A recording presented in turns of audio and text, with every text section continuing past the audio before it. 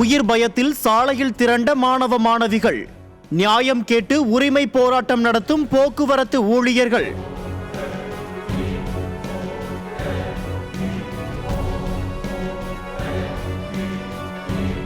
கோயம்பேட்டிலிருந்து திடீரென கிளாம்பாக்கத்திற்கு மாற்றப்பட்ட பேருந்து நிலையம். அரசுக்கு எதிராக கொந்தளித்த பொதுமக்கள். நீங்கள் பார்த்த இந்த காட்சிகள் எல்லாம் கடந்த ஒரு மாதத்தில் சென்னையில் மக்கள் சந்தித்த கொடுமைகள். தலைமை இல்லாததால் தலைமைச் செயலகம் தள்ளாடியதுதான் இந்த கொடுமைகளுக்கெல்லாம் காரணம். பள்ளிகளுக்கு வெடிகுண்டு மிரட்டல் விடுக்கப்பட்டதாக மர்ம நபர் மின்னஞ்சல் அனுப்பி சட்டம் ஒழுங்கை சீர்குலைக்கிறார். அதை பற்றியெல்லாம் கவலைப்படாத பொம்மை முதலமைச்சர் ஸ்பெயின் போய் வந்த களைப்பில் ஓய்வெடுக்கிறார். துறை சார்ந்த அமைச்சர்களையும் அதிகாரிகளையும் வேலை வாங்க லாய்க்கு இல்லாத பொம்மை முதலமைச்சர் அரசியல் அனுபவமே இல்லாத தனது வாரிசு அமைச்சரை அனைத்து இடங்களுக்கும் அனுப்பி வேடிக்கை பார்க்க வைக்கிறார்.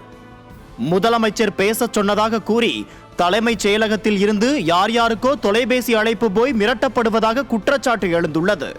தலைமைச் செயலகத்தில் அதிகார துஷ்பிரயோகம் நடப்பதாகவும் இதையெல்லாம் கண்காணிக்க கூட தலைமைச் செயலகத்தில் ஆள் இல்லை என தலைமைச் செயலக வட்டாரமே புலம்புகிறது.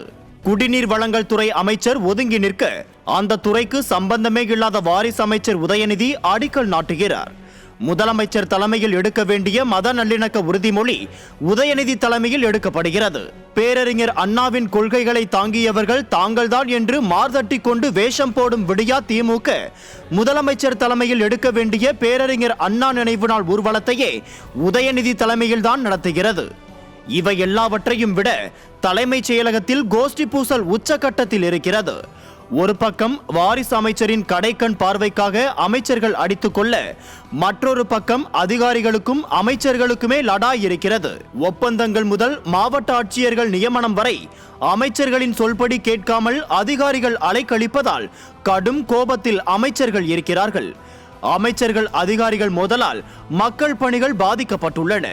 மொத்த வேலைகளையும் உதயச்சந்திரன் மட்டுமே கவனிப்பதால் முதலமைச்சர் ஸ்டாலின் பொம்மை முதலமைச்சராக இருப்பதாகவும் இதனால் மக்கள் பிரதிநிதித்துவம் இல்லாமலேயேதான் தலைமைச் செயலகம் இயங்குகிறது என்றும் கூறப்படுகிறது. மொத்தத்தில் தலைமை இல்லாமல் தள்ளாடுகிறது தலைமைச் செயலகம் என்கின்றன தலைமைச் செயலக வட்டாரங்கள்.